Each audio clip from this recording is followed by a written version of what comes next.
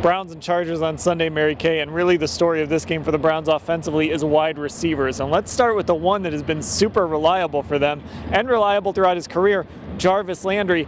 He's thinking big things.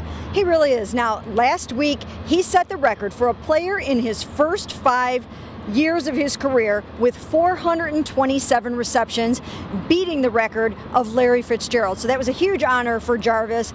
He felt really great about that. So I asked him today, once you start to rack up some of these accolades, does your mind start thinking about big, huge honors like someday the Hall of Fame? He said absolutely, that the Hall of Fame is on his mind and he aspires to that. Yeah, and Jarvis is a guy that doesn't always get mentioned in that top tier of wide receivers, including with his old college teammate Odell Beckham, but he really has been what this team needs, a reliable target. He's had a couple drops here and there, but for the most part, a reliable target and a guy that, as we saw in Hard Knocks, kind of gets the rest of that room going. Yeah, he is the leader of that offense, and boy, do they need him right now in that receiving room with all the young guys in there, with Josh Gordon leaving, with Corey Coleman leaving at the beginning of the year. It's just completely changed. So it's Jarvis and a number of really young guys. And the Browns are making a decision to go with those young guys this week. They did not add a veteran wide receiver before this game against the Chargers, so it is going to be up to guys like Derek Willis, Damian Ratley, some of these other young guys, Rod Streeter, who's not necessarily a young guy, but he's going to get an opportunity as well.